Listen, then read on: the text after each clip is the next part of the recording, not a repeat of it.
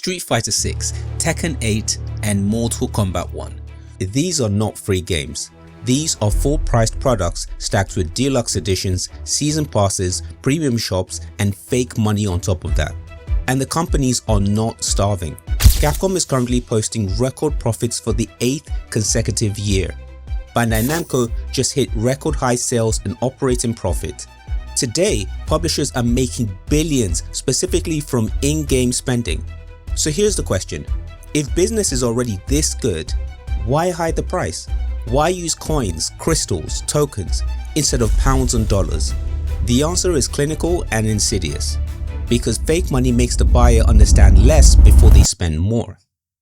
Now, if Tesco made you buy store gems before you could buy milk, everyone would see the problem in that immediately. Milk costs £3, Tesco refuses to take £3. Instead, Tesco sells store gems in packs of £2.50 or £6.10. So you pay £6.10 to buy £3 milk. Tesco then gives you the milk and leaves £3.10 trapped in your account. That's the trick. This video is not about whether a costume should cost £3, £6 or £10. This is about whether the player is allowed to understand the price before paying, and that is the crime.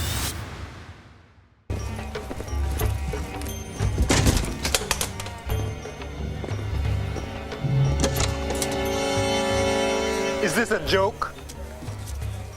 Fake currency takes a simple transaction and makes it harder to read. The company knows the real price, and the only person forced to translate is the customer. The implementation of fake currencies in fighting games wasn't an overnight switch.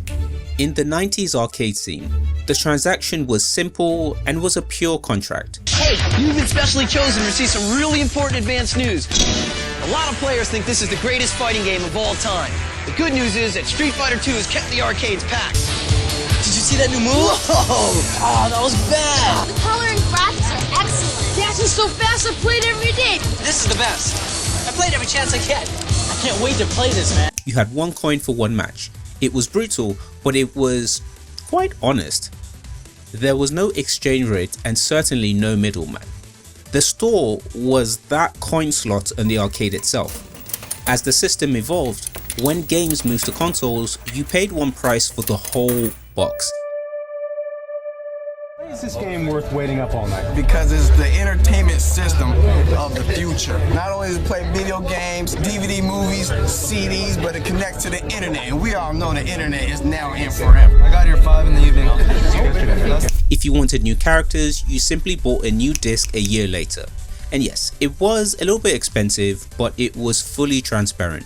You handed over your cash, you got the product, it was yours, and the transaction ended at the cash register.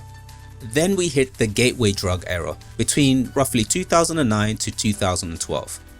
Street Fighter 4 and Mortal Kombat 2011 proved that you could sell characters after launch. At first, it was a direct pay. You saw a character that cost $4.99 and you paid $4.99. You were basically done. The price was visible, the currency was real, and everybody was happy. But that wasn't enough. Before fighting games got infected, other parts of gaming had already started testing the disease. 2003, MapleStory launches in Korea, and by the mid-2000s, online games are already pushing cash shops, prepaid currency, and the basic trick that you don't buy the item directly, you turn real money into game money first. 2005, Xbox 360 introduces Microsoft Points. Same idea on consoles. You put real money in and you get weird abstract points out. And now you have to do the math for yourself before you even know how much something actually costs. Then mobile games take over in the early 2010s, turning the whole thing into an absolute science. It is about a summary of a huge bunch of behavioral psychology. So the tricks on how to monetize a game well. Some of you will probably be slightly shocked by all the tricks I have listed here. We're talking bundles, leftovers, pressure, all of it. And then fighting games thought, why don't we bring some of that action home? You are worth my weight. What do you want, Grant? 2017 Injustice 2, full-priced fighting game, premium currency, source crystals. By replacing the $ symbol with a crystal or a coin or some kind of other currency, they successfully killed your ability to judge the deal. They realized that if they could get you to buy points first, you would stop thinking about the actual value of your money. Games like Street Fighter 6, Tekken 8 and Mortal Kombat 1 are $70 products using the same psychological warfare as free-to-play mobile games. They started to hide every purchase behind 3 layers of menus and fake exchange rates. Let's look at the actual math. First up, Street Fighter 6. In December 2023, one outfit costs 300 fighter coins, but Capcom doesn't sell a 300 coin pack. They sell 250 and 610s. Now, let's be honest, 250 is useless. It's not going to get you what you actually need, the skin. 610 on the other side is double what you actually need. You came for a costume and the store made you buy extra currency first. Then you slide over to Tekken 8 that I call the bait and switch. Tekken 8 launched in January 2024 to glowing reviews and the praise was everywhere. Then 1 month later, after the reviews were locked in, the Tekken shop suddenly appeared. If you worked in boardrooms as long as I have, you know that none of that was an accidental hiccup. It was a deliberate choice to manipulate the review system, but once the first impressions were done, the premium currency was then snuck in like a thief in the night. A costume costs 400 coins, the pack gives you 500. You end up having 100 coins sitting in your account. They're not really enough for you to buy anything else, but they're there to hook you so that your next purchase feels like it's a discount. I mean, I'm here already, so I might as well just top up what's in my account and just buy another costume. Then you have Mortal Kombat 1. In October 2023, MK1 sold a Halloween Fatality for 1,200 Dragon Crystals. Now that's roughly $10 for a single animation.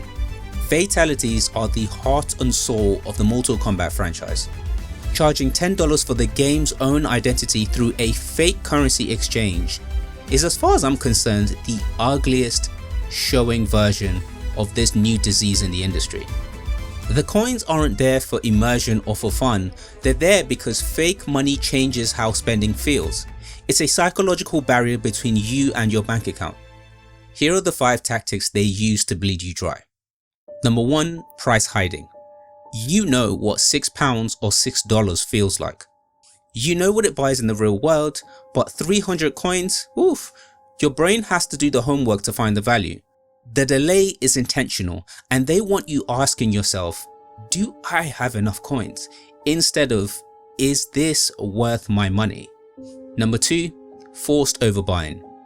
If an item costs 300 coins, a fair shop would sell you 300 coins, but they don't. They sell you 250 or 500. You are now forced to buy more than you actually need to get what you came here for. Number 3, you have breakage. This is your trapped leftover currency. So whenever you buy and now you have a little bit left over, you know that you can't cash it out because it's never worth enough to buy anything else. So it sits in your account like a ghost, looking at you, calling to you, asking you to come back and just top up a little bit more so that you have enough to be able to buy the next item. Number 4, the first purchase. If you are the type of player who vows and actively never spends on any kind of in-game items, DLC, whatever. For users such as yourself, the companies create what I call starter packs.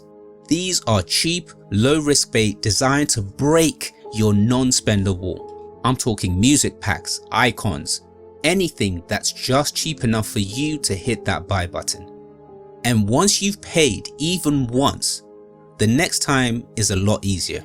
The hook is where you put up an icebreaker. You want to give a really good deal, something that's a no-brainer. You would be crazy to turn it down as a player.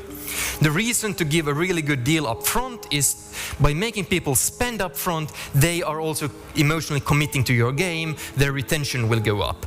And the first spend is, it breaks the ice, then they think of themselves as spenders in the game. It's okay for me to spend in the game. Lots of people are otherwise have this wall up, I will never pay, so you need to break the wall first. Last but not least, pressure tactics like rotating shops, timers, and currencies that expire after a given amount of time. They know that a calm player will do the math, but when you rush the user enough, they are more likely to just click the buy button. In September 2024, the BEUC, the European Consumer Group, called these currencies a smokescreen designed to hide the real cost of digital items. The Norwegian Consumer Council went even further by labeling the entire practice deceptive design. It is a validated, documented grift. These companies pour millions and spend years into researching ways to perfect a system that makes pricing impossible for you, the customer, to track. In 2023, the Federal Trade Commission ordered Epic Games to pay $245 million for using dark patterns to trick Fortnite players into unwanted purchases. That was a free-to-play game. But for some reason, fighting games, which are now $70 plus products, have imported that same predatory logic into full-price AAA games. They want the full-price sale, the deluxe edition, the season passes, and the free-to-play shop on top of that, all at the same time. Here's what all of this really adds up to. This system didn't just appear out of nowhere. There's years of research and studies behind the way people react to spending money. Start with Drazen Prelec and George Lowenstein. In 1998, they wrote about something quite fascinating. It was called the pain of paying. Their point was simple. When the price is clear and the payment is connected to the thing that you're buying, you feel the cost. You know that feeling where you're about to pay for something? So if it's online and you're about to hit the checkout button, or if you're in a store and you're about to hit the pay button, that little sting and that moment where your brain slows down and asks, do I really need this? But according to their research, they realized that when a payment is separated from the purchase, the sting gets a lot weaker. The money feels further away and the purchase feels lighter. It's quite similar to the reason why it's so much easier to spend money when you're using something like contactless versus when you're actually handing over real cash. Fast forward to 2001. Dilip Soman looked at the payment mechanisms more directly. He studied how the way you pay affects the way you remember spending and how that affects your next purchase. His research shows that when payment is delayed or less visible, people track it worse. They underestimate it and then they lose count. Then gaming took the whole thing one step further. A newer study by Niccolo Toccofondi, Roberto Di Paolo, and Sibilla Di Guida tested virtual currencies in online gaming with 753 UK participants.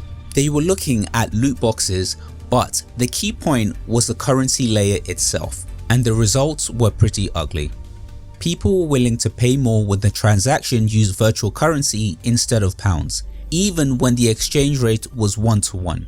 So now that you look at what you've just seen, coins, bundles, leftover balance, timers, every part of the system is doing the same job. It makes spending hurt less and it makes the real cost harder to track. Take-Two says recurrent consumer spending includes virtual currency, add-ons, in-game purchases, and in-game advertising. In 2024, that category made up 78% of its total net bookings. Sell the game once, regardless of whether it's free to play or full priced, then keep selling inside the game forever. Unfortunately, that's why virtual currencies keep spreading. Companies run it, they measure it, they see the numbers go up, and then they just keep the parts that make them more money. And it doesn't even stop there. You can practically see where this thing is going. Stores that don't show everything at once, items that come and go, bundles that shift just enough to make you check the store again. And don't forget, when you're playing these games, That is a sheer amount of player data that each of these companies have on you, from player behaviors to tendencies.